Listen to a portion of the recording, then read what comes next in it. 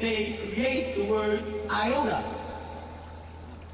Iota, you know what that means? A dot. And in Hebrew, an iota is the smallest letter of the Hebrew alphabet and one step after birth. Birth ends at what number? Birth, conception. The next so-called number is a tetion. What is it? 10. 1 and Sifra. The 10th letter of the Hebrew alphabet is Yod. Yod is symbolic of the hand. As Michelangelo sends a picture of God reaching his finger pointing down, or in Hebrew, whenever a priest called a Kohen is going to read from the Tanakh or the Torah, what he has is a stick in his hand with a hand on it, because he's not allowed to touch the Tanakh or Torah because it's sacred and holy. And the way they get the word, I'll touch on this later, they get the word Torah or Tawarat from the female deity, who's the Tawarat, the center of the zodiac, Zodiacus. That's the other thing. But they use a hand to represent, as the Torah said, that God inscribed his message to humanity by his own hand. The hand of God goes back to the iota, which goes back to the black dot in ancient Egypt, the center of the zodiac, which formed the line, which shaped the wall, which made the block. Muslims now are encompassing the Kaaba. The Kaaba is the central dot of Islam.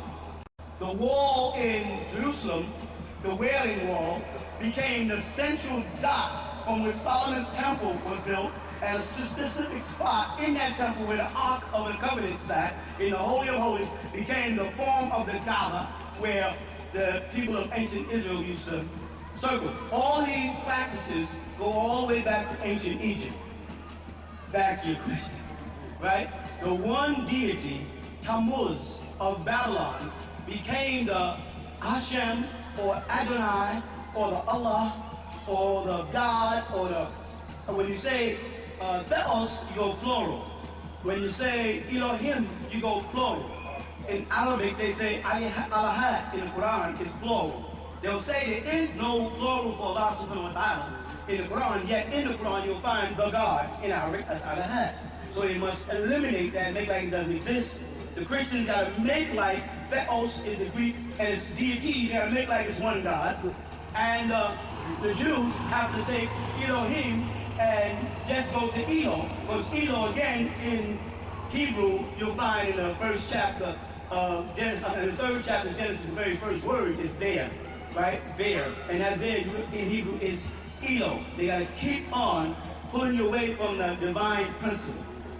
I'm reading that when you get deities appointed in rank, you have Marduk, who is the sun god of Babylon, and the same as Ra in ancient Egypt, the same as Melchizedek or Melchizedek, the same as Nebi Khidr in Arabic, the green one, all the same being, a mortal man, right, who claims to have neither mother nor father, something that you also learn in the ancient mysteries, be it Freemasonry, Shrinery, Knights of Columbus. You learn that you are a widow's son, that you have no mother, no father, that you stand alone to be judged and built. All right. They, when initiated into orders, is when they say their point. Now, if you went into a Masonic lodge, the Grand Master of the lodge, he becomes known as the Supreme Grand Master. He becomes the God in the lodge.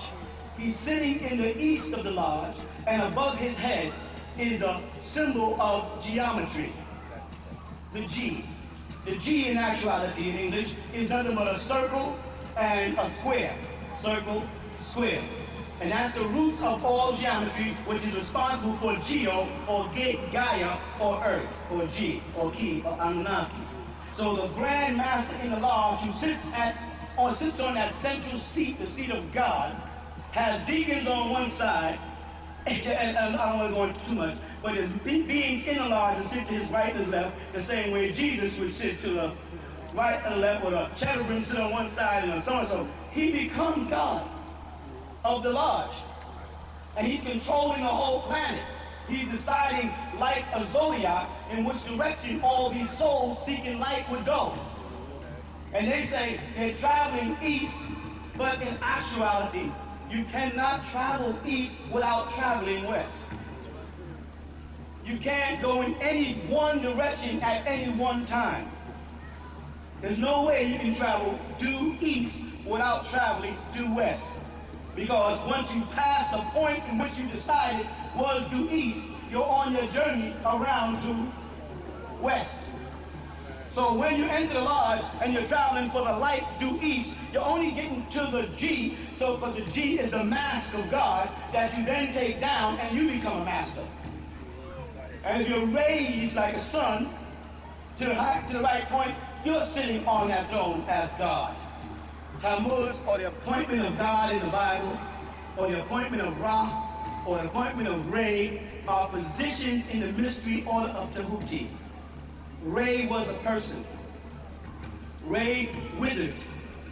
Re aged. And this is why Acid or Isis was trying to get the master or the secret tone. They call it the word. In Christianity, they call the word the Logos. And they say, in the beginning was the Word, and the Word was with God, and the Word was God. The same was in the beginning with God. All things were made by Him. It was not anything made was made without Him. In Him was the life, and the life was the light of man. And the light shined in the darkness comprehended not. So the light was outside and went into the darkness that could have been God. The light could have been outside and went into darkness in the shell of man and be God. Because there's not a place where God isn't. So there could never be a time when man is a shell where God is not. Because God is omnipresent.